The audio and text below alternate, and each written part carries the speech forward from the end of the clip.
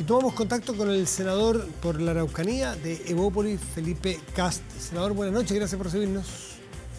Muy buenas noches, Matías. ¿Cómo estás?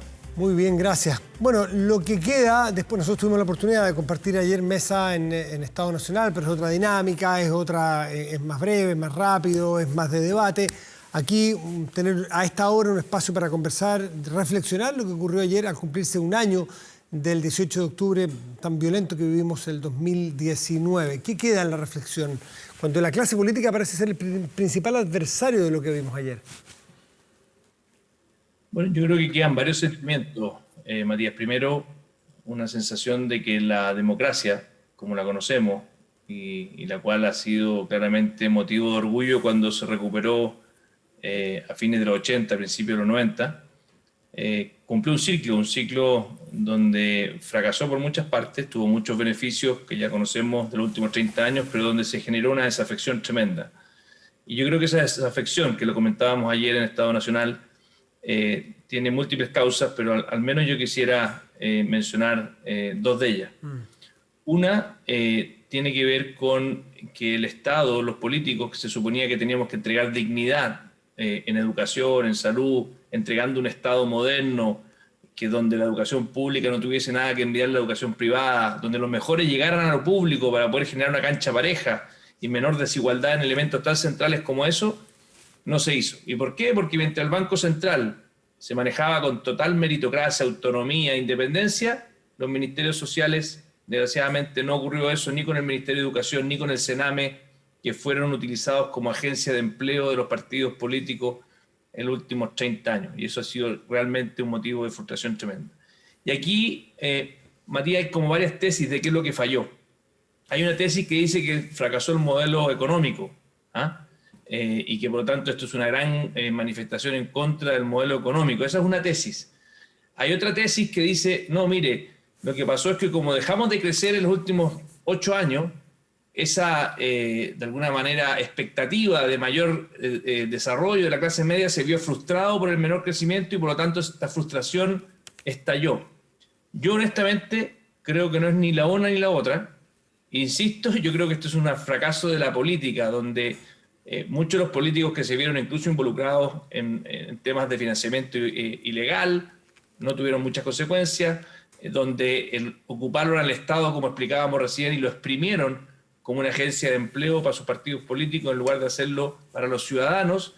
Y por lo tanto creo que esto es más bien un enojo con una democracia que ha venido desgastándose y con un Estado que no ha logrado generar dignidad y que no ha sido tanto en contra de la libertad económica o el poder emprender, sino incluso contra que los políticos, cuando han habido abusos, tampoco han podido perseguir esos abusos con suficiente decisión y fuerza.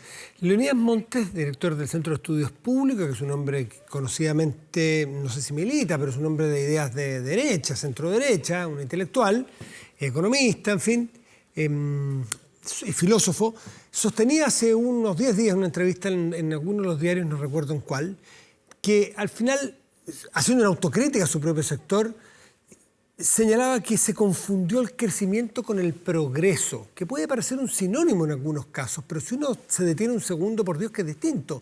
Solo crecer es distinto que a todos progrese una sociedad, porque el crecimiento puede ser mirado desde arriba, el progreso necesariamente si progresan todos. ¿Comparte esa tesis? Por supuesto, y la comparto porque en el fondo el crecimiento económico significa que el mundo privado, la generación de empleo y las energías del mundo privado, que son muy importantes, te permiten reducir la pobreza, te permiten efectivamente generar riqueza, te permiten incluso hacer que el Estado crezca producto de los mayores impuestos. Pero si esos impuestos que llegan al Estado, en lugar de devolverse a los ciudadanos, quedan a mitad de camino, ya sea porque se utilizan mal, ya sea porque al final se ocupa para pagarle favores a los partidos políticos en lugar de poner a los mejores personas. Y acá, Matías, hay mucha literatura.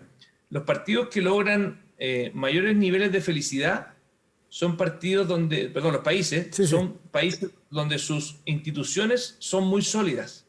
Entonces, cuando uno ve que los colegios públicos, en realidad que tú conoces muy bien, no tienen el estándar de calidad que le exigimos, por ejemplo, a un banco para poder existir. Siempre pongo este ejemplo. Si tú y yo, Matías, quisiéramos abrir un banco, mañana nos dirían, compadre, usted no puede abrir un banco, necesita 20 millones de dólares para abrir un banco. Y yo te devuelvo la pregunta, ¿es más importante un banco que un colegio? ¿Un banco financiero? Para mí es mucho más sagrado un colegio. Entonces, abrir un colegio debiera ser, da lo mismo que sea estatal o particular subvencionado, debiera ser un lugar sagrado, de mucha calidad, de mucha preocupación. Y eso no significa que sean todos iguales, como muchas veces la izquierda le gusta homogenizar. No, tienen que todos enseñar lo mismo. No, la diversidad es maravillosa. Estándares de calidad. La calidad no se tranza. Y se ha transado mucho. Y lo peor es que se ha transado utilizando la palabra libertad. Entonces yo digo, a ver, perdón, ¿acaso no hay libertad financiera cuando le exigimos a los bancos que sean muy buenos o que sean muy conservadores? Felipe, y ahí hay una autocrítica a tu sector. Tú fuiste ministro de un gobierno de derecha, en cuanto que el sector, en el caso de la educación, que pusiste tú, efectivamente se transó muchas veces la calidad, pero lo que sí había eran muchas veces tremendos negociados. Podían ser buenos negocios y buenos colegios, pero también buenos negocios y unos fraudes educacionales que generan expectativas rotas, que era un fraude de la sociedad. Allí, por no tocar esta supuesta libertad, ¿se dejó pasar mucho en educación? Mira, absolutamente, yo soy un gran defensor de los vouchers. Yo creo totalmente en la libertad, pero la libertad con calidad, pues, Matías. Si no, estamos como pasarle un autobús de niños a un chofer que no tiene carnet de manejar. Va a terminar matando a esos niños, va a chocar. Entonces, y esto, oye, ojo, esto juega para la derecha y para la izquierda. Porque la derecha efectivamente fue muy permisiva con estos vouchers, que son muy buena idea que la gente elija, pero elija dentro de la calidad, pues. Y la izquierda, desgraciadamente, es muy permisiva con los colegios públicos de mala calidad, que gastan el doble que lo que gastan los particulares subvencionados. Entonces yo le pediría a la izquierda y a la derecha, muchachos, pongámonos de acuerdo, la calidad es lo único que permite que un niño, independiente de donde nazca, del barrio, tenga una cancha pareja y que pueda cumplir sus sueños. Ahora mismo estaba un proyecto de ley para poder que se cerraran colegios que tenían malas evaluaciones permanentes. Y la izquierda votó en contra. Porque no se puede cerrar un colegio, perdóneme que le diga, cuando hay un colegio que permanentemente, de forma reiterada, lo hace mal, por el bien de esos niños, hay que buscarles otro colegio. Pero es bueno ese ejemplo que dijiste tú. La derecha dice, no, esto es libertad, nadie los puede tocar. Aunque se esté robando la plata, que es un ejemplo que no son todos los casos, pero puede darse, nadie los toca. Y si el colegio es pésimo, nadie puede echar a nadie. Y tú dijiste eso, muchachos, ¿por qué no nos ponemos de acuerdo que lo que importa es la calidad? En ese ejemplo me voy a detener y lo voy a extrapolar a otras cosas. ¿Cuántas veces en tu experiencia, que ya no es tan corta, tienes varios años en la política, has visto que ese muchacho, pongámonos de acuerdo y la razonabilidad prende? El 15 de noviembre fue un día, que lo tenemos claro, un día virtuoso, donde realmente uno y otro dijeron, ¿saben qué? Pongamos al centro lo que está al centro. Y eso en función de lo que viene, que lo que tiene que primar, y si no, no va a haber una constitución, al menos decente, es decir, muchachos, lo importante es lo importante. ¿Cómo ves tú eso hacia adelante? Mira, un gran tema, Matías, porque la gran mayoría de los chilenos está mirando este proceso con esperanza, pero también con bastante escepticismo de la calidad de los políticos. Y por lo tanto dice, mira, yo realmente espero que este domingo comience un proceso que nos permita sanar muchas heridas y que le dé la oportunidad a los políticos de demostrarnos a los chilenos que están a la altura. Y eso significa dejar las trincheras a un lado. Si yo dijera, mira, la nueva constitución va a ser solamente lo que le gusta a la centro derecha, estaría simplemente diciendo a la ciudadanía, ¿sabe qué? Voy a ir a ese proceso a imponer mis términos. Y cuando veo lo mismo al otro lado, pasa lo mismo y por lo tanto lo que ocurriría, si eso es lo que finalmente ocurre, valga la redundancia, es que va a fracasar. Por eso yo le pido a todos los políticos más humildad, escuchémonos más unos a otros, escuchemos cuáles son las prioridades que tiene la izquierda, escuchemos cuáles son las prioridades que tiene la centro derecha legítimamente, escuchemos las prioridades de los independientes, de los distintos sectores, y construyamos una casa de todo. Porque yo realmente creo, Matías, que esto es una tremenda oportunidad para que el camino que comenzó Patricio Aylwin a fines de los 80, a principios de los 90, y que en ese minuto el Partido Comunista también se marginó, así como se marginó el Partido Comunista el 15 de noviembre. Bueno, a él lo acusaron a Patricio Aylwin de haberse entregado a las normas que le dio la dictadura. Y vaya que nos ayudó que haya estado dispuesto Patricio Aylwin y todos los que lo acompañaron a recuperar la democracia y también, por supuesto, con quienes estuvieron dispuestos a respetar el resultado. Pero hoy día, ya 30 años después, el desafío de nuestra generación es poder sanar esa herida, de efectivamente profundizar ese camino. Y cuando hay algunos que me dicen, no, Felipe, si lo que pasa es que aquí no hay que transar nada. Aquí, Felipe, hay que atrincherarse. Aquí, Felipe, lo que hay que hacer es simplemente... ¿Te lo dicen en tu sector? Muchas personas, y por WhatsApp, olvídate cómo me tratan a mí por estar por la prueba. Y yo les digo, ¿cómo no vamos a darnos la oportunidad de ponernos de acuerdo?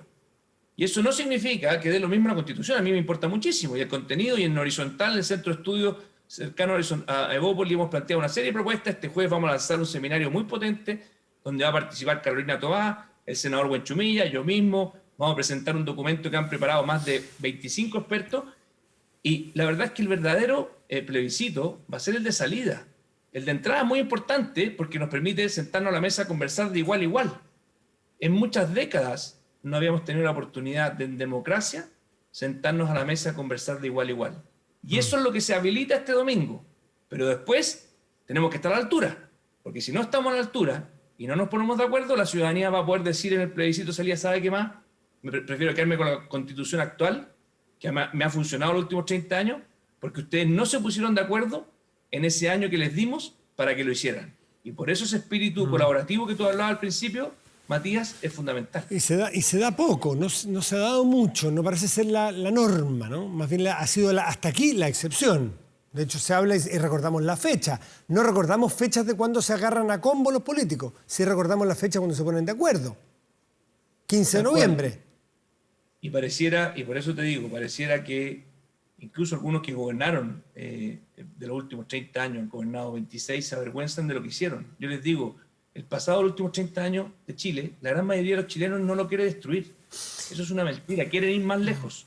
O sea, es ingenuo y es completamente mentiroso decir, no, acá lo que quieren es destruir. De hecho, lo otro que es mentiroso es cuando nos dicen algunos personas que están legítimamente por el rechazo, que me dicen, no, los que están con el apruebo están por la violencia.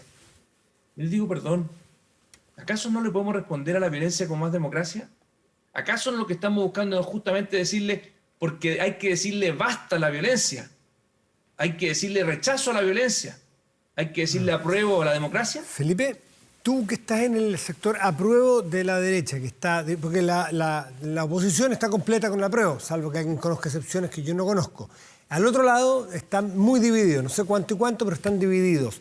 Y algunos decían que la violencia podría ser el fiel de la balanza que corriera en tu sector hacia el apruebo o el rechazo. Y varios de tu partido, quien es diputado, Francisco Undurraga, por ejemplo, y otros diputados, entiendo que el presidente del partido, Andrés Molina, también, me puedo equivocar, pero creo que también se pasó del apruebo al rechazo por la violencia.